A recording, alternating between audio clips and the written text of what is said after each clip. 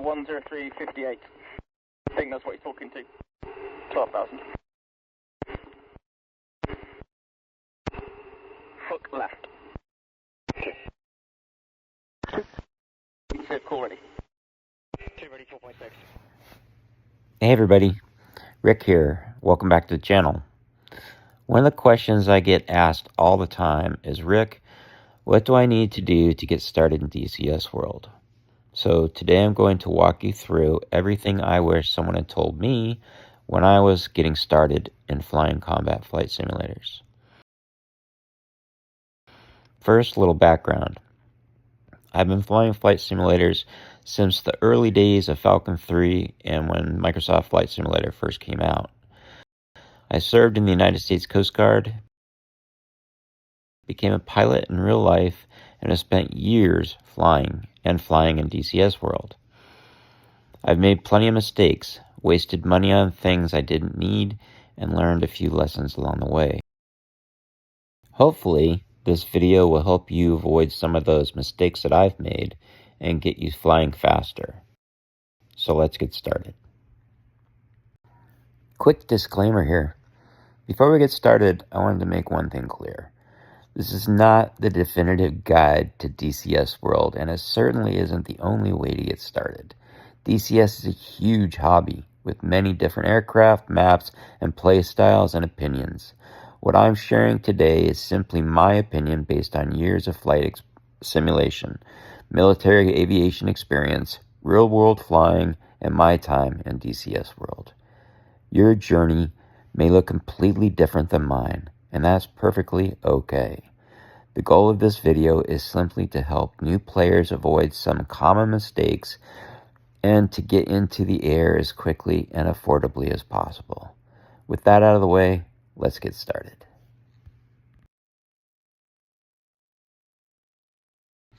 So, what is DCS World?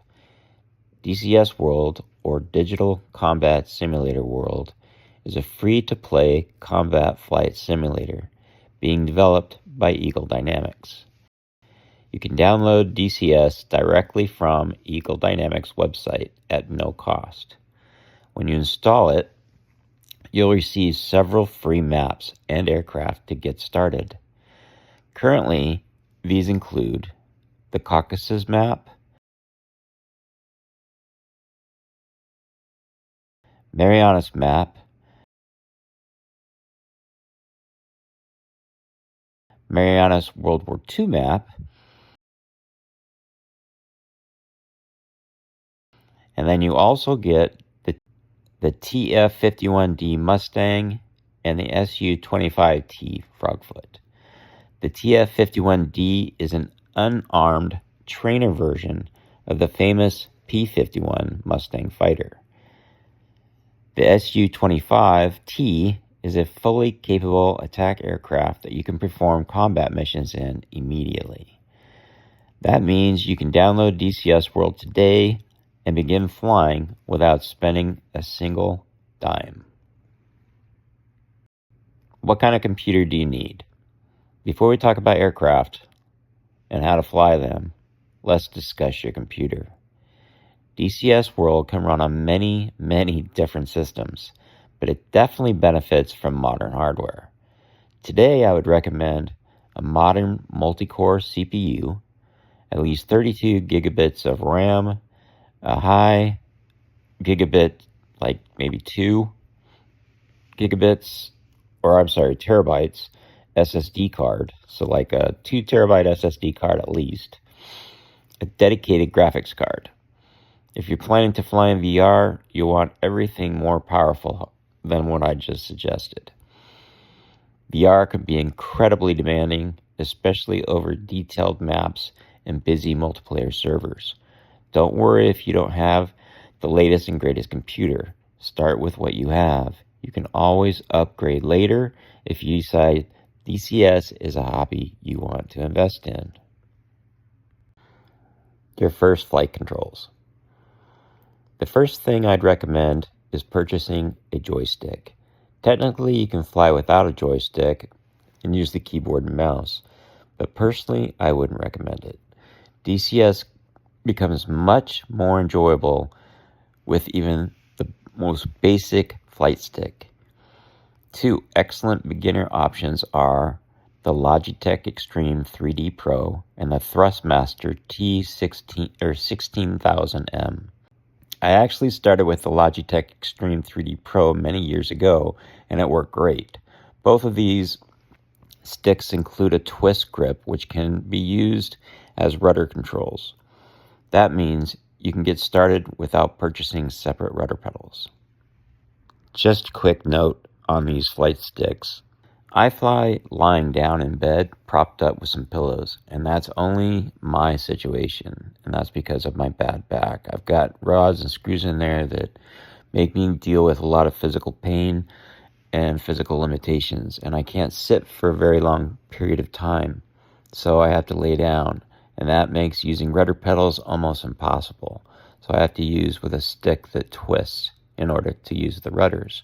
And as you can see on my videos, they work pretty good, so you don't actually have to have rudder pedals to enjoy DCS World. What is a HOTAS? HOTAS stands for hands-on throttle and stick. A HOTAS system gives you both a dedicated flight stick and a dedicated throttle.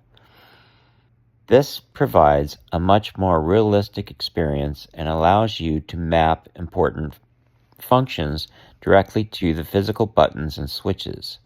There are many excellent HOTAS systems available today. Some are relatively inexpensive, while others can cost you much, much more, almost as much as an entire gaming system. My advice is simple. Make sure you enjoy DCS World before spending a lot of money on an advanced flight control system. The most overlooked upgrade in flight simulation. In my opinion, one of the biggest upgrades you can make is in a HOTAS. It's head tracking. Systems like TrackIR and Tobii Eye Tracker allow the simulator to track your head movement. When you move your head, your view moves naturally inside the cockpit. You can look over your shoulder, track bandits, watch missiles, check your formation position, or simply enjoy the incredible cockpit details. For me, head tracking completely changed flight simulation. I honestly can't imagine flying without it and using my joystick to look around. That just completely blows the immersion factor. If I had to choose between a HOTAS and a head tracking system, I'd seriously consider head tracking. And you can get some for free, or you can purchase some that can be a little bit costly. A little disclaimer here is I know that everyone's different, and this is just my opinion. You don't have to use my opinion, but it's just something that I seriously would consider, and that is a head tracker. Additional hardware and software. As you get deeper into the hobby, there are many additional tools available. Some of these include, obviously, rudder pedals, stream decks, secondary monitors, Helios cockpit displays, voice attack, DCS BIOS projects. None of these are required, but they can significantly enhance your experience. Flying DCS completely free. One of the best things about DCS is how much free content exists. Besides the free maps and aircraft, there are some of the truly outstanding community-created mods. My personal favorite is the A-4E Skyhawk. This aircraft features a fully clickable cockpit and is honestly one of the best free mods out there I've seen. You can perform air-to-air missions, ground attack missions, carrier operations, and spend hundreds and hundreds of hours flying without spending a penny. Another popular mod is the Su-22 Fitter. That one's newer, but it does require the Flaming Cliffs ownership. And there are a lot of other mods out there, and some that are being developed right now that I've looked at that look freaking amazing. But if you really, really want a good one, I would recommend the A4E Skyhawk. The first module I would buy if you're ready to spend some money, my recommendation is pretty simple. Buy Flaming Cliffs, preferably during a sale. And DCS goes on sale a lot. Flaming Cliffs includes the F-15C Eagle, the A-10A Thunderbolt II, Su-25, the Su-27 Flanker, the Su-33 Flanker, the MiG-29A, MiG-29G, and the MiG-29S. These aircraft feature simplified systems compared to full-fidelity modules. The cockpits are not clickable, but they're still extremely detailed and extremely fun to fly. Flaming Cliffs allows you to try many different mission types and aircraft styles before investing on a full-fidelity aircraft. Buying Flaming Cliffs will save you a lot of money to figure out what kind of mission you like to fly. If you like to fly more air-to-air, then you're going to want to stick with the F-15Cs or C and the MiG-29s and also the flankers. So this will show you and point you in the direction you want to go as far as the mission set you want to fly. And it'll save you a lot of money. Choosing your first full-fidelity aircraft.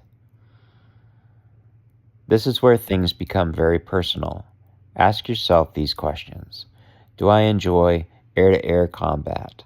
Or do I enjoy air-to-ground combat more? Do I want to fly carrier operations? Do I want to fly helicopters? Do I like World War II aircraft? Or do I prefer Vietnam-era aircraft? Or do I want to fly modern jets? The answer to those questions should guide you to your first purchase. My first module was the F-16C Viper. The very first module that I purchased as far as an aircraft was the F-16C Viper. I absolutely love the Viper. Part of that comes from my many years of flying Falcon 3 and Falcon BMS. The Viper excels at strike missions, seed missions, air-to-air combat, multi-role operations. Personally, I love sneaking into dedicated airspace, dropping bombs on target, and getting the heck out of Dodge before the enemy even knows what happened. The Viper does all of this beautifully. The Viper is also pretty easy to learn. Well, at least it was for me, because I came from, Falcon 3 and Falcon 4 BMS. So getting into it was pretty easy since I already knew all the in and outs of it. Not all of them, but a pretty good idea. And I could perform strike missions and whatnot with very little reading of the manual and whatnot. The next module I purchased was the A-18C Hornet. This is another highly recommended aircraft, would be the Hornet. Like the Viper, it's a modern multi-role fighter. Unlike the Viper, it can also operate off a carrier, and since there were some modules coming out like the carrier, the super carrier, I wanted to start getting into carrier operations. So the F-18 Hornet was the next step for me. If you're looking for one aircraft that can do almost everything in DCS, the Hornet is hard to beat. So learning your first module after you've purchased it. Learning these aircraft takes a lot of time. You're not going to be Maverick or Iceman right after your first flight. My learning process is pretty simple. First, I go through the DCS World tutorials that come with it. Next, I watch the Eagle Dynamics tutorials, the ones that WAGS puts out. Third, I download Chuck's guides. Chuck produces some of the best free aircraft manuals available anywhere out there. After that, I fly the built-in tutorial missions. Finally, I create my own missions and practice what I've learned. The secret is repetition. Practice makes progress. I know you're going to hate to hear that, but practice, practice, practice. If you don't practice, you're gonna forget how to do stuff, and you're gonna get into a situation and you're gonna get shut down over and over and over again, and it'll become very frustrating. And then you're gonna think DCS is just too hard, and it's not. It's not hard for anybody. Anybody can do this. It's not that it's hard. It's just that it takes time. And a lot of people sometimes don't have time, and that's why I recommended the Flaming Cliffs modules to begin with. Once you decide that you like DCS, then you go ahead and you get yourself a module, and then you have to spend the time to learn that module. Otherwise, it's going to look frustrating. It's going to be frustrating, and it's going to look like it's too hard, and it's not. Cold starts. Eventually, you'll need to learn how to cold start your aircraft. Many multiplayer servers begin with aircraft parked cold and dark. You'll need to know how to power up the systems, start up the engine, align the navigation equipment, and prepare the aircraft for flight. Personally, I use auto start most of the time. I'm a real-world pilot, and I've started tons and tons of aircraft. So for me, waiting for an INS alignment doesn't excite me at all. I know it's real world, and I've done it plenty of time. I just don't like to do it while I'm having fun. I'd rather spend my time flying the actual mission. That said, many people absolutely love the startup process. And if that's for you, go for it. I think it's great. I did it also in the very beginning of when I was getting into flight simulations, and actually even when I was into DCS, I did it. I still do it. I just don't do it a lot. Helicopters. Helicopters deserve their own section. There are some fantastic free helicopter mods available, including the UH-60 Blackhawk, the A-18C Loach. Both are a lot of fun and completely free and have completely clickable cockpits. My first helicopter purchase was the Mi-24 Hind. I absolutely love the Hind. It feels like flying a tank. However, if I were to recommend a first helicopter for new players, I would probably stick towards maybe the AH-64D Apache or the UH-1 Huey. The Apache offers incredible systems, outstanding weapons, and a huge amount of capability, where the UH-1 offers more of a simplified approach. Doesn't have all those systems you need to learn. Doesn't have all the upfront screens and whatnot to lock onto targets. It's just a very easy, simple helicopter. If you like the Vietnam era aircraft, then I would recommend the F-4E Phantom II. If you love Vietnam era aviation, my recommendation is the F-4E Phantom II. This is one of my favorite aircraft in DCS. It looks incredible. It just looks mean. It sounds incredible and provides a deep and rewarding learning experience. Plus, let's be honest, the Phantom just looks cool. Honorable mention, the Mirage F1 by Argus Engineering. Before I move on, there's one aircraft package I think deserves special recognition. The Mirage F1 by Argus. My opinion, this is one of the best values currently available in DCS World, especially if you can get it on sale. When you purchase the Mirage F1 package, you're actually getting multiple aircraft variants. The Mirage F1CE, the Mirage F1EE, the Mirage F1BE, which is a 2-seat trainer version, and the Mirage F1M, which is coming out soon, which is a more modern version of all. Each version offers different capabilities, avionics, and mission types. The CE gives a classic Cold War fighter experience. The EE expands on that capability with the additional systems and strike options. The BE is a 2-seat trainer variant that is fantastic for learning and flying with friends. And the M variant modernizes the aircraft with updated avionics and capabilities. What makes this package so impressive is that it feels like you're buying several aircraft for the price of a single one module. The flight model is excellent. The aircraft cockpit is beautifully modeled. The sounds are outstanding, and the aircraft is simply a joy to fly. Next is maps I'd recommend. After the free maps, my first recommendation is Syria. In my opinion, Syria remains one of the best available maps in DCS. It's beautiful, performs well, and supports an incredible variety of missions. It's also one of the most popular multiplayer maps. My second recommendation would be Afghanistan.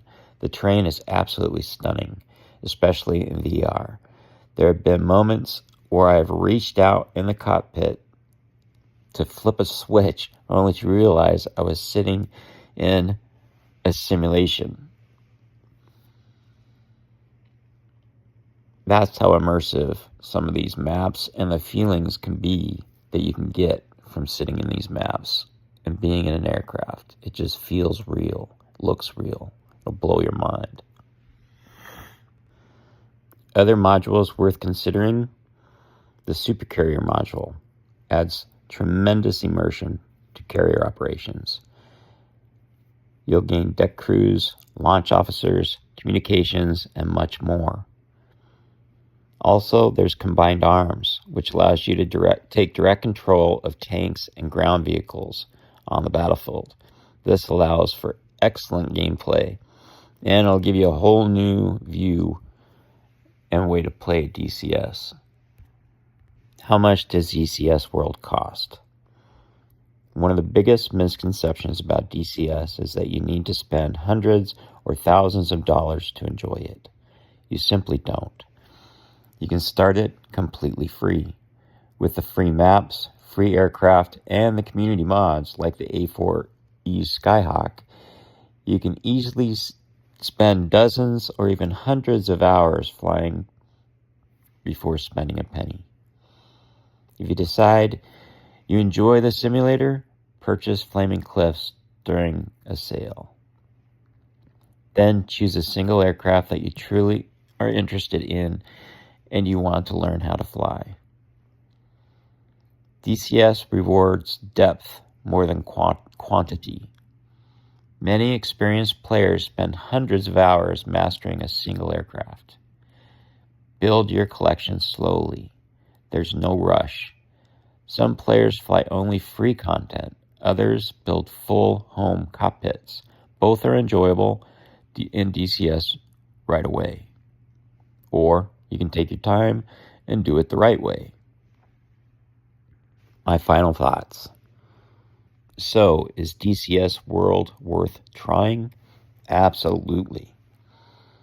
Whether you enjoy helicopters, World War II aircraft, Cold War jets, modern fighters, carrier operations, logistics missions, multiplayer or single-player campaign, DCS World has something for everyone. You can start completely free. You can learn at your own pace. And before long, you'll be dropping bombs, dodging missiles, landing on aircraft carriers, or flying missions with friends around the world. Most importantly, have fun. Welcome to DCS World, and I'll see you in the skies. Now, if you're watching this a year or two later after I first uploaded it, keep in mind that DCS World is constantly evolving. There's new aircraft modules, new maps, features, and mods are released all the time. So some recommendations may change over time.